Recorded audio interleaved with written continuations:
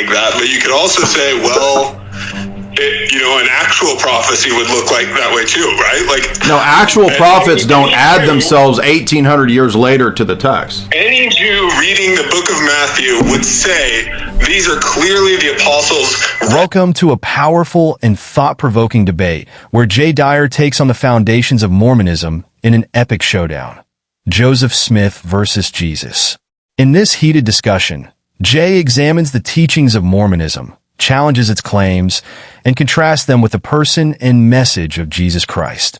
Fire prepare to dive deep into history, theology, and scripture as Jay exposes key issues in Mormon beliefs and defends the truth of the gospel. Whether you're a Christian, Mormon, or seeker of truth, this debate will leave you with much to consider. It's one of the most maybe difficult elements for me in terms of what I mean, I'm not an expert on Mormonism.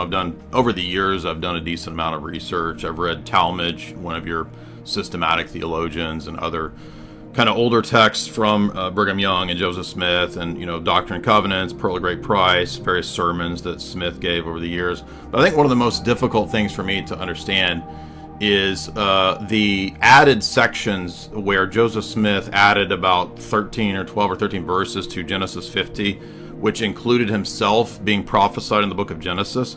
To me, that on the surface just completely destroys this entire religion.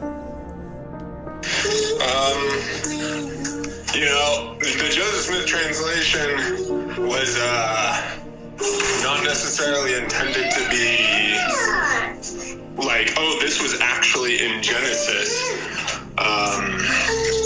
or even necessarily like, this is canon.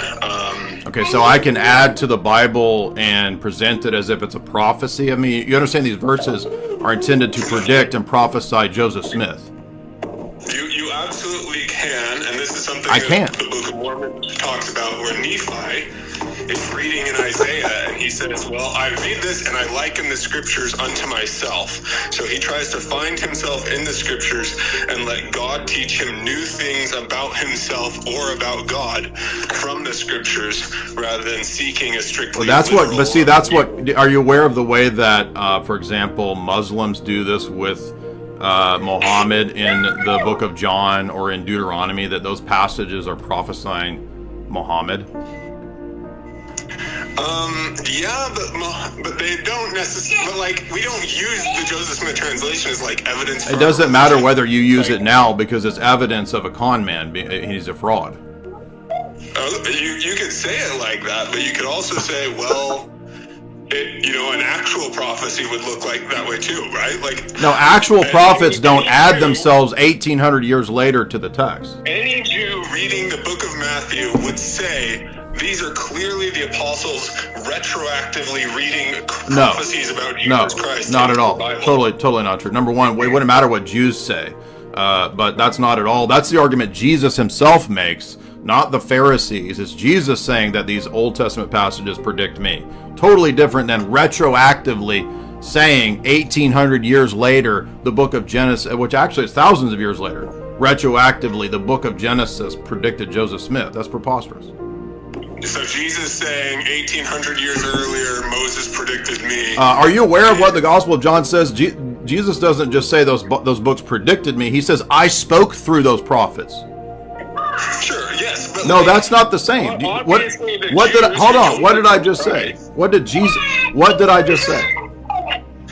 He said that Jesus said he spoke through the prophets. Does Jesus say that? What? Does Jesus claim that in the Gospels? Yeah. Okay, so that's totally different than what you're talking about. Again, for a Jew who rejects Jesus Christ, that's a fallacy. You understand how dumb this argument is? Jews reject the Book of Mormon. Sure.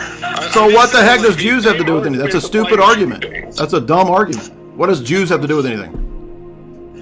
I'm saying that the same principle by which you're discounting. No, you're using a fallacy. It's not the same principle. You're way off. Retroactively saying 1,800 years later. Well, whatever you think it is, the same logic could be used by someone who is inclined to argue against Christ. No, he couldn't. That's the false equivalence. You don't see the difference there? 1 second, I'm cutting out. If Joseph Smith said, I spoke through the spirit that was speaking in Genesis. It was my spirit speaking in Genesis to predict me. Okay, obviously Joseph Dude, Smith... shut up, man. Well, you're not going to stop talking when I'm explaining this to you. Why do you keep interrupting? Let me... Continue. Right? Why is this funny?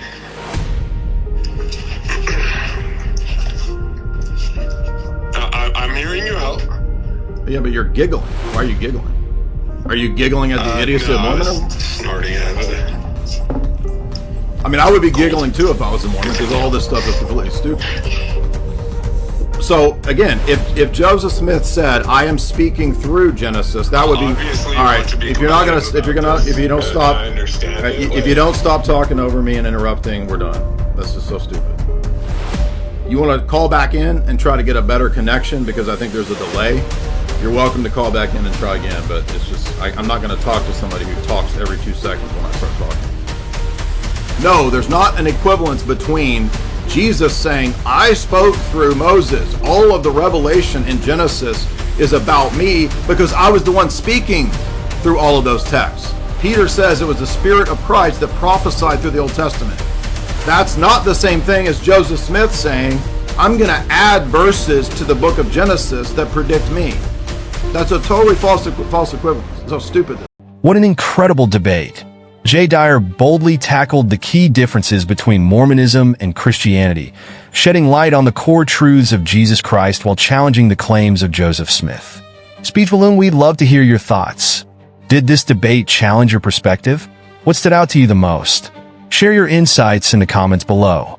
Back in Index Pointing Right, don't forget to hit like, share this video to spark meaningful conversations, and subscribe for more debates, discussions, and deep dives into the world of faith and religion. Thanks for watching, and we'll see you in the next video.